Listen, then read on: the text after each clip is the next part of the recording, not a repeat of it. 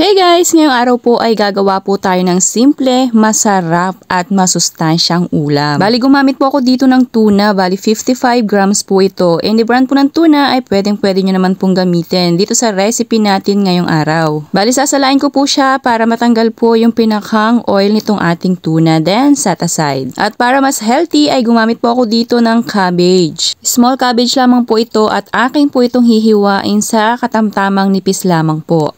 Kaya naman kung wala pa po kayong naiisip na ulam ay subukan nyo po yung ganitong recipe. Dahil bukod nga po sa masarap at masustansya, mura lamang po itong ating recipe ngayong araw. At pagkatapos nga po nating mahiwa itong ating cabbage ay akin po muna itong isa-set aside. At sa isang kawali po ay maglalagay po ako ng pinakang oil. Bali ito po yung nasala ko kanina doon sa ating tuna. Dito ko po igigisa yung ating sibuyas at bawang.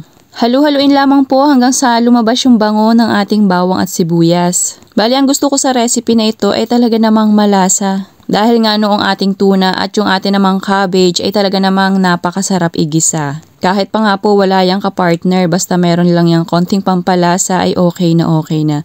So ayan, inilagay ko na po dito yung ating tuna. Bali ito po ay bahagya ko lamang pong igigisa. Dito nga po kasama ng ating bawang at sibuyas. Mas masarap po kung bahagya nyo pong tutustahin itong ating tuna. Dahil bukod nga po sa mas lalo pong sumasarap yung ating tuna kapag bahagyang tinutusta, mas lalo pong bumabango yung amoy nitong ating tuna kapag bahagya nyo pong tutustahin.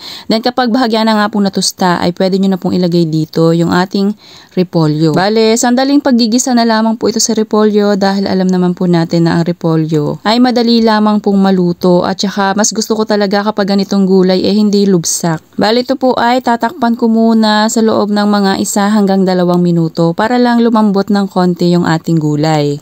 Bali, hindi na po ako naglagay dito ng tubig. Dahil ito naman pong ating repolyo ay nagtutubig po yan ng konti. Lalo na nga kapag medyo tinagalan nyo ang paggigisa. Bali, naglagay din po ako dito ng bell pepper, pampalasa na patis at paminta. So ayan, halu-haluin lamang po natin ito para naman po magpantay yung lasa dito sa ating nga pong gulay.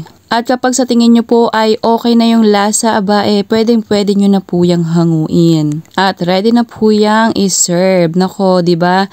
Napakasimple lamang po ng ating ulam ngayong araw. Pero talaga namang napakasarap. So, sana nagustuhan nyo po itong aking tuna repolyo gisado. Thank you for watching. Serve and enjoy. At kung bago ka pa nga po dito sa aking kusina, ay huwag nyo na pong kalimutang mag-like or follow. Thank you for watching.